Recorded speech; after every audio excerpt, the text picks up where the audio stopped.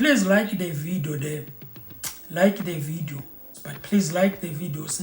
Please do me that favor and like the video. Okay, so there is this thing that happened recently with the Palestine and everything. Palestinians, refugees allowed entry into South Africa after intervention. That will mean they came here without even knowing them. That means we don't know where they come from. That at that point we don't know what are they doing here and whatever. In other words, there was a flight that just landed in South Africa. One day we will accept aliens. I'm telling you, we will just accept aliens. One day. Anyway, let me just give you a chance to listen to this. All right, and somehow I will say my piece also. I'm not happy about it. I don't want to lie to you. You can come with your emotions here and come and put your emotions on my face. But let me tell you something. I'm not happy about this whole thing that is happening. Right? But anyway, it's okay. And I'm not happy because of our safety. You guys will run, hey, one day, la.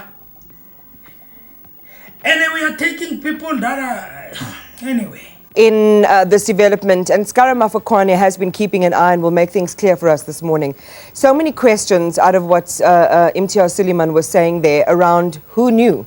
What was the awareness of our own senior officials? Because the BMA had some issues bringing them into the country. That's their responsibility to process them. So make it clear for us to understand in terms of the origin of that flight and everything that led to them landing on South African soil, Skara. Very interesting question this morning, Iman. Who knew? If BMA says we did not know, DECO says so, Home Affairs says so, then who knew about this flight? The origin of the flight, we know that it left Tel Aviv on Wednesday evening, so they say, made its way to Nairobi, Kenya, before coming to South Africa. It's only upon landing at 8 o'clock on Thursday morning that the BMA were like, no, we did not know about these people, we do not know them, and we do not know where they come from. What the only documentation they had was their passport. But interestingly, Iman, on the passports, they were not stamped. The passports were not stamped in terms of where they originated from. So perhaps that could have been why BMA were their stance were hold up. We cannot disembark these passengers if we do not know exactly where they came from. So that is the big question today. So far from government, we have the BMA statement, which was released shortly after 10 o'clock, Iman. So they landed at 8 o'clock. For 12 plus hours, they were in that flight.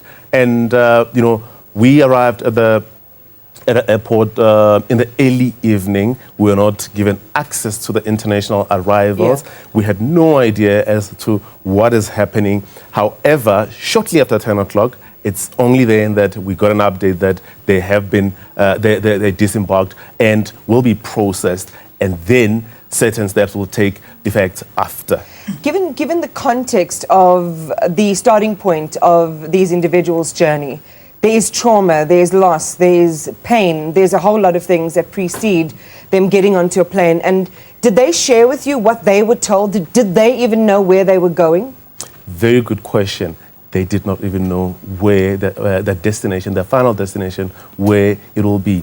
I spoke to a young Palestinian woman who told me that, I asked the question, were you told where you are going? And perhaps let's play that bite for the benefit of our viewers and listen to what she had to tell me.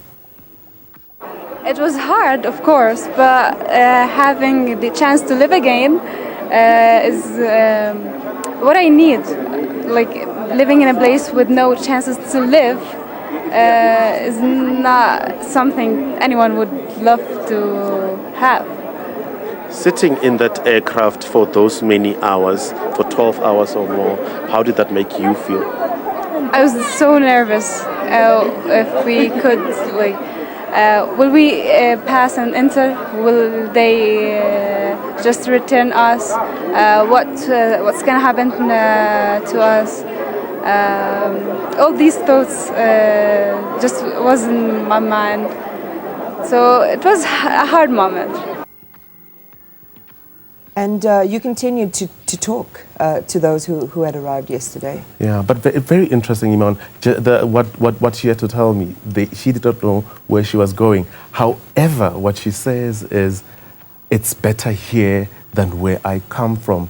It's better that I'm alive, because if I'd stayed in Gaza, who knows, I could have passed on. It's very sad, Iman, for those hours that they were on board that aircraft. They say they were not given access to food.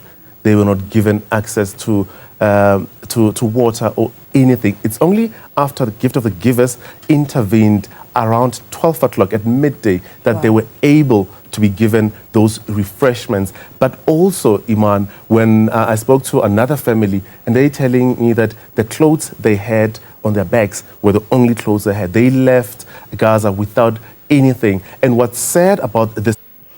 All right, Border Management Authority statement on the passengers at OR Tambo International Airport. The Commissioner of Border Management Authority, BMA, Dr. Michael Masiapatu, has confirmed that 153 Palestinian travelers arrived at OR Tambo International Airport at about 8:15 this morning on the 13th November through a charter flight from Global Airways from Kenya.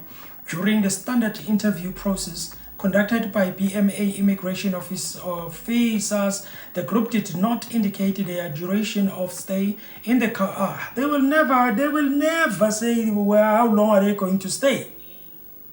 And unfortunately, in other countries, when they ask you how long are you going to stay, you have to say how long. But in South Africa, it's cool, right? It's okay. Stay in the country or in the address of their accommodation in South Africa. The travelers also did not have customary departure stamps in their passports. And then it's okay. And then it's good, right? It's fine. Following their failure to pass the immigration test, given that none of the travelers expressed an intention to apply for asylum, they were initially denied entry. However, the Ministry of Home Affairs subsequently received correspondence from Gift of the Givers expressing their commitment to accommodate the travelers during their stay. For how long? That's the big question. For how long? No. You cannot just say, I will accommodate them. For how long are they going to stay? Listen, guys, we've got an economy here. We've got a budget here. We need to know. The gift of the givers is not like they will take care of these guys until amen. They will give them to the government. Very soon they will give them to the government. And unfortunately, it's going to be the government who's supposed to be taking care of them. And unfortunately, that money is going to come from the finance minister. And unfortunately, the finance minister has already allocated some money, has already made a medium budget speech. And then boom, after he does the medium budget speech, 3% going down of the inflation, I think, boom, people land. Now he's supposed to jekyll around. Hey, yeah.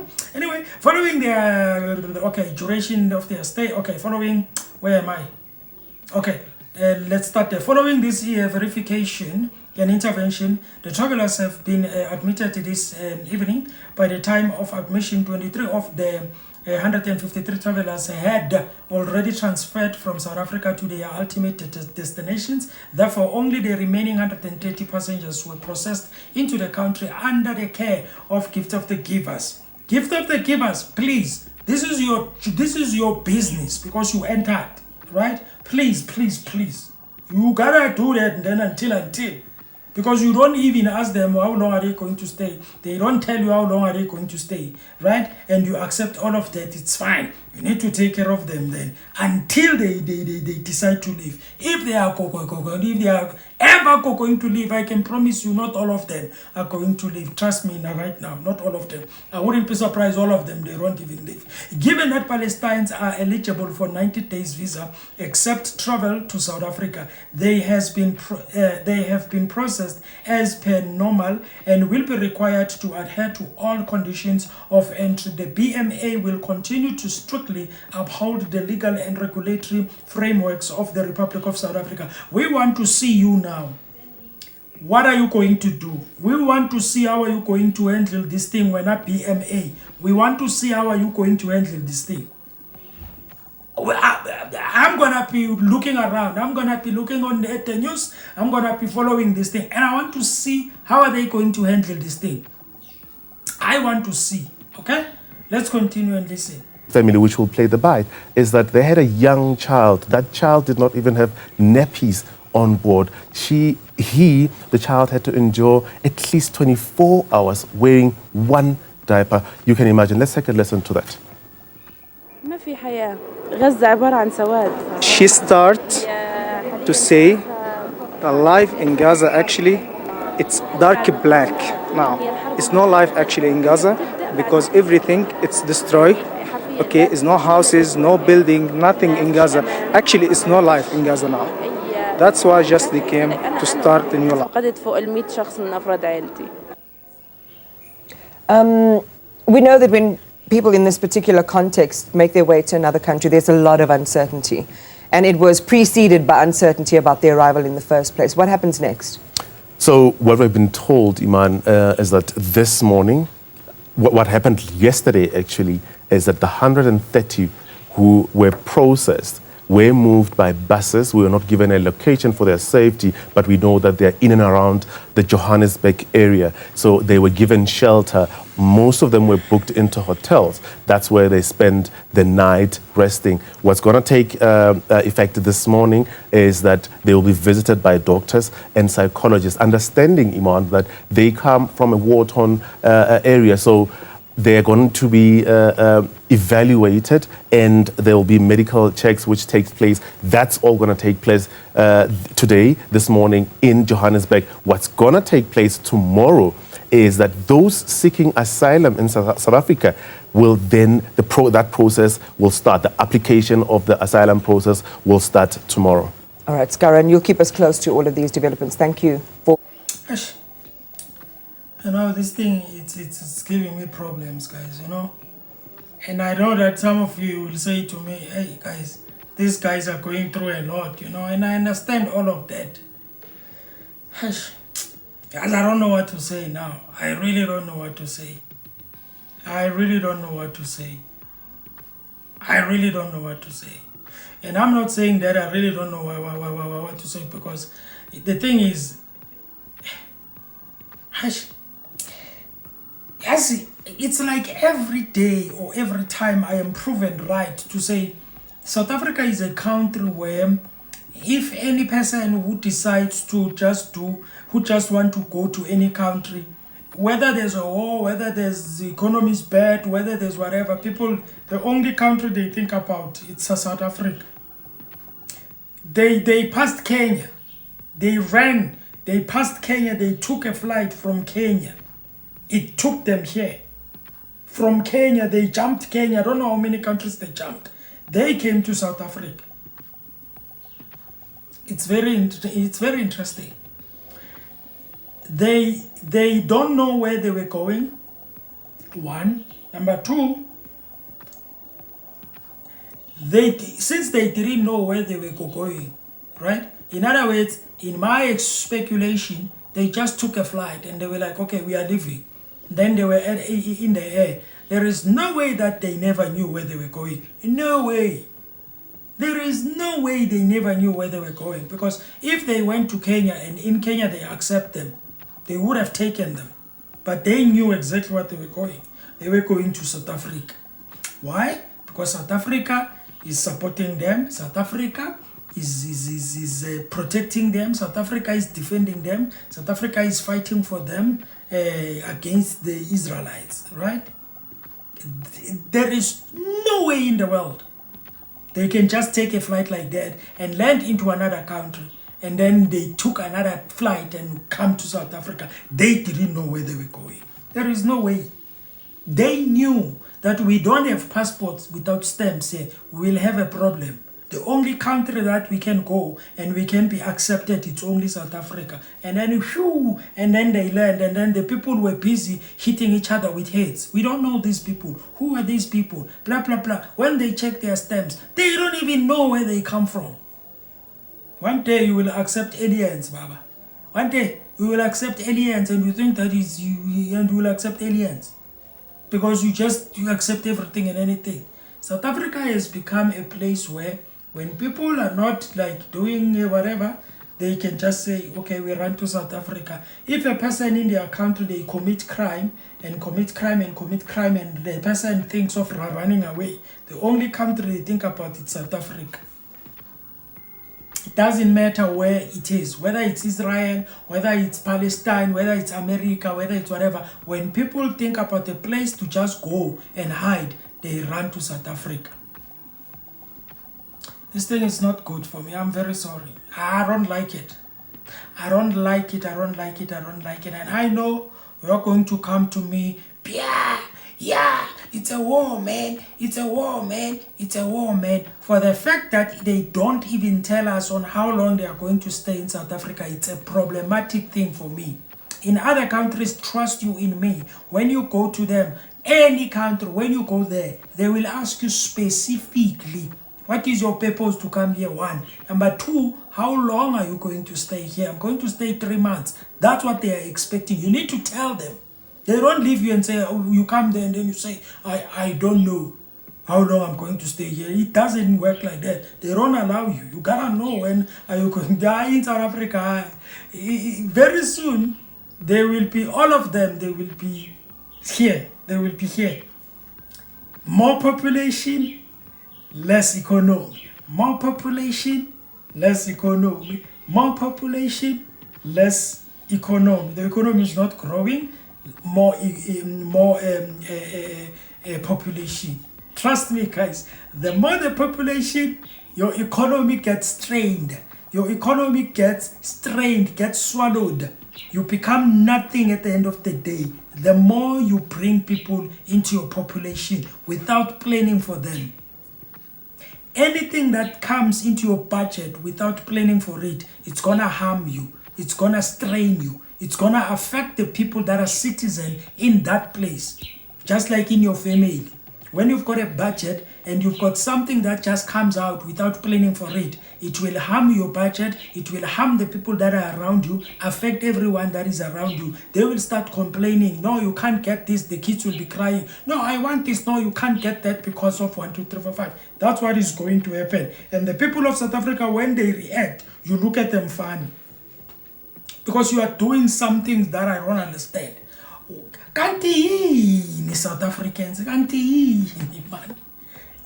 South Africa is an example of a person who is so sweet and so nice and so welcoming to such an extent that people take advantage of them, of that person.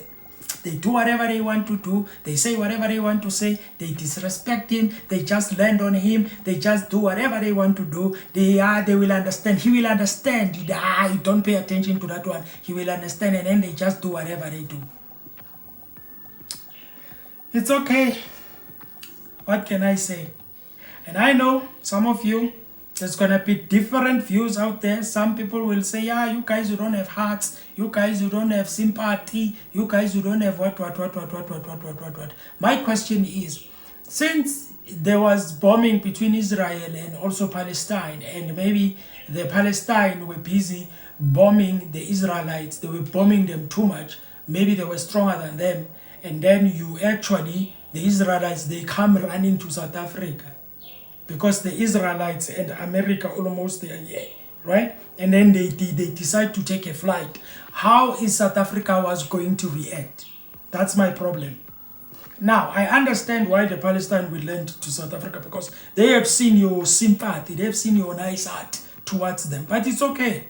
I'm not in government. I don't want to speak as if I know and everything. It's okay, ladies and gentlemen, okay?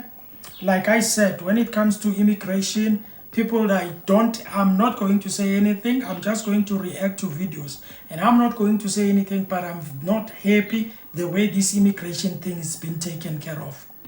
Okay? It's been misused. It's been abused in one way or another. Okay? I don't know why, and I don't know what is the problem. But I'm under the impression, and it's my speculation to say, somewhere, somehow, maybe in the world meetings, whatever that they were, these meetings they go to, maybe they have agreed that South Africa will be a place where we will just go there where there are wars. If the other country maybe is not doing well in economy, they will just flock into South Africa. South Africa will absorb all of them. They forget that in South Africa there are citizens of South Africa. As you guys, yo. Anyway, it's okay, ladies and gentlemen. You can enjoy yourself out there. You can go and watch the whole thing. I think the videos are online. They are rolling around there. I just wanted to react to this one because at least this guy was there, and also they've got some information. So I wanted to react to that. Thank you so much, guys. Please like the video there. Like the video. I don't know what's going on with my videos, but it's because maybe people, they don't like the videos. But please like the videos, ne? Please do me that favor and like the video. Like this one again. On this one, can you just give me maybe 20 likes again? Just to show some support. It's free. You're not paying anything. So you just click it once, not twice. Click it once, and then you give it a like. Thank you very much.